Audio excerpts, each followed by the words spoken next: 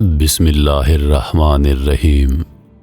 تمام ناظرین کو روحیل وائس چینل میں دل کی گہرائیوں سے خوش آمدید اور محبتوں بھرا السلام علیکم۔ اللہ پاک سے دعا ہے کہ وہ ہماری اور ہم سے وابستہ ہر رشتے کی حفاظت فرمائے اور ہمارے رزق میں برکتیں عطا فرمائے، آمین۔ سب سے پہلے حضور پاک صلی اللہ علیہ وآلہ وسلم نے ابو لہب کی لونڈی حضرت صوبیہ کا دودھ نوش فرمایا، پھر اپنی والدہ ماجدہ حضرت آمنہ رضی اللہ عنہا کے دودھ سے سیراب ہوتے رہے۔ پھر حضرت حلیمہ سعدیہ رضی اللہ عنہا آپ کو اپنے ساتھ لے گئیں اور اپنے قبیلے میں رکھ کر آپ کو دودھ پلاتی رہیں، اور انہی کے پاس آپ صلی اللہ علیہ وآلہ وسلم کے دودھ پینے کا زمانہ گزرا۔ شرفائے عرب کی یہ عادت تھی کہ وہ اپنے بچوں کو دودھ پلانے کے لیے گرد و نواح دیہاتوں میں بھیج دیتے۔ دیہات کی صاف ستھری آب و ہوا میں بچوں کی تندرستی اور جسمانی صحت بھی اچھی ہو جاتی اور وہ خالص اور فصیح عربی زبان سیکھ جاتے، کیونکہ شہر کی زبان باہر کے آدمیوں کے میل جول سے خالص اور فصیح و بلیغ زبان نہیں رہا کرتی۔ حضرت حلیمہ سعدیہ رضی اللہ عنہا کا بیان ہے، میں بنی سعد کی عورتوں کے ہمراہ دودھ پینے والے بچوں کی تلاش میں مکہ کو چلی۔ اس سال عرب میں بہت سخت قحط پڑا ہوا تھا۔ میری گود میں ایک بچہ تھا، مگر فکر و فاقہ کی وجہ سے میری چھاتیوں میں اتنا دودھ نہیں تھا کہ وہ بچہ دودھ پی لیتا۔ رات بھر وہ بچہ بھوک سے تڑپتا اور روتا بلبلاتا، اور ہم سب اس کی دلجوئی اور دلداری کے لیے تمام رات بیٹھ کر گزارتے۔ ایک اونٹنی بھی ہمارے پاس تھی، مگر اس کو بھی دودھ نہ تھا۔ مکہ مکرمہ کے سفر میں جس خچر پر سوار تھی وہ بھی اس قدر لاغر تھا کہ قافلہ والوں کے ساتھ چل نہ سکتا تھا۔ میرے ہمراہی بھی اس سے تنگ آ چکے تھے۔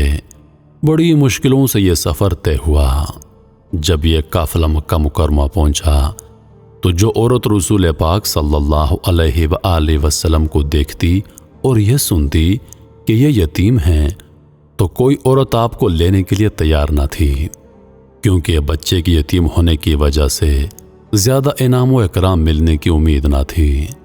ادھر حضرت حلیمہ سعدیہ رضی اللہ عنہا کی قسمت کا ستارہ ثریا سے زیادہ بلند اور چاند سے زیادہ روشن تھا۔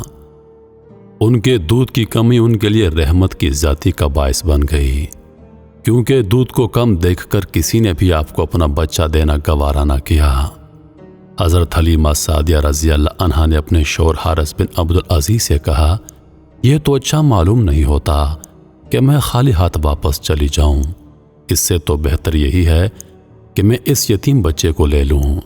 چلو، شوہر نے اس کو منظور کر لیا، اور حضرت حلیمہ سعدیہ رضی اللہ عنہا اس در یتیم کو لے کر آئیں، جس سے صرف حضرت حلیمہ سعدیہ رضی اللہ عنہا اور حضرت آمنہ رضی اللہ عنہا کے گھر میں نہیں بلکہ کائنات عالم کے مشرق و مغرب میں اجالا ہونے والا تھا۔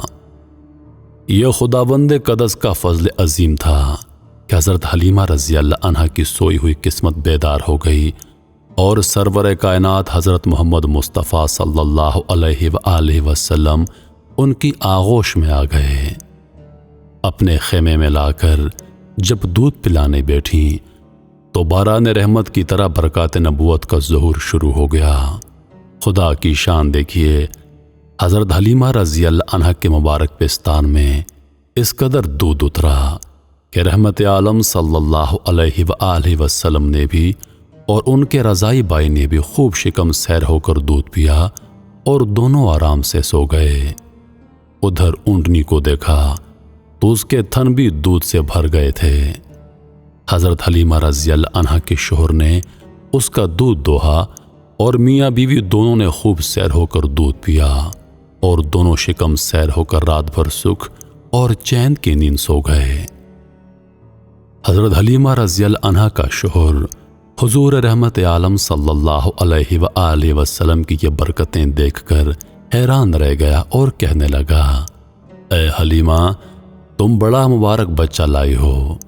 حضرت حلیمہ رضی اللہ عنہا نے کہا، واقعی مجھے بھی یہی امید ہے کہ یہ بچہ نہایت بابرکت بچہ ہے اور خدا کی رحمت بن کر ہم کو ملا ہے۔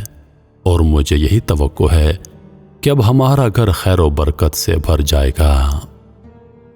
حضرت حلیمہ رضی اللہ عنہا فرماتی ہیں، اس کے بعد ہم رحمت عالم صلی اللہ علیہ وآلہ وسلم کو اپنی گود میں لے کر مکہ مکرمہ سے اپنے گاؤں کی طرف روانہ ہو گئے تو میرا وہی خچر اب اس قدر تیز چلنے لگا کہ کسی کی سواری اس کے گرد کو نہیں پہنچتی۔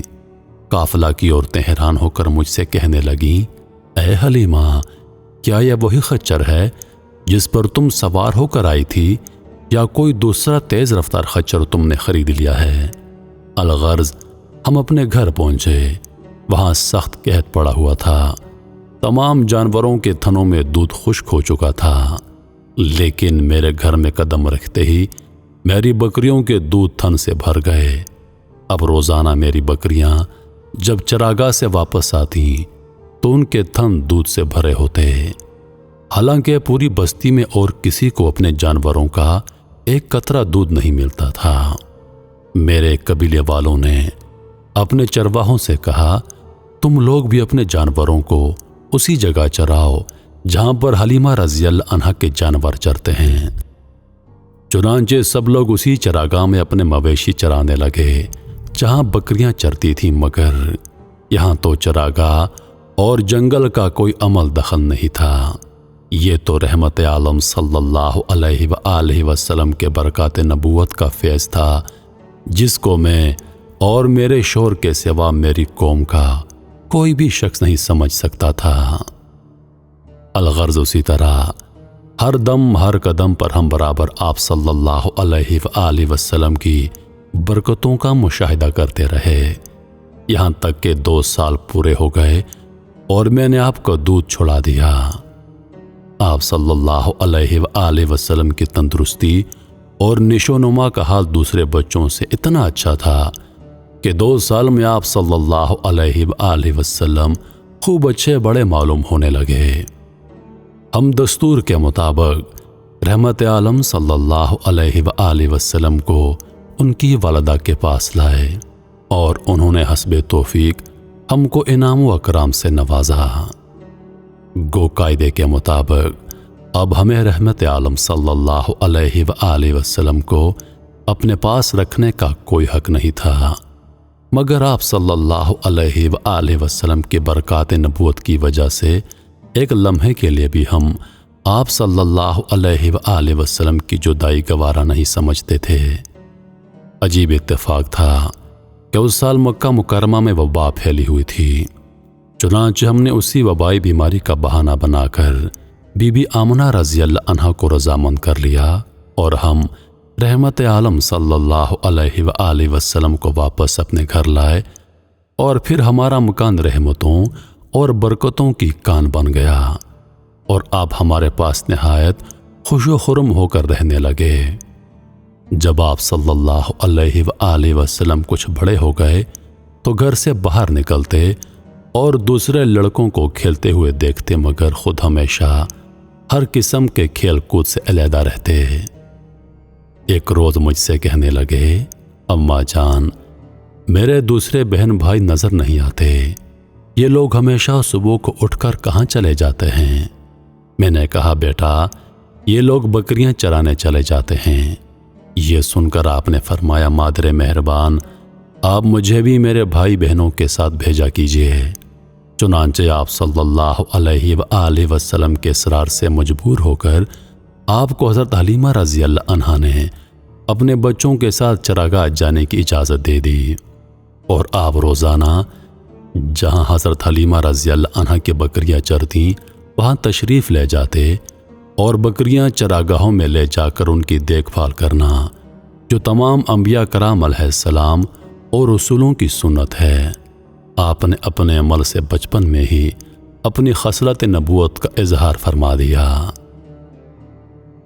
میرے ہاتھوں سے میرے ہونٹوں سے خوشبو جاتی نہیں، میرے ہاتھوں سے میرے ہونٹوں سے خوشبو جاتی نہیں، میں نے اسم محمد کو لکھا بہت ہے، چوما بہت ہے۔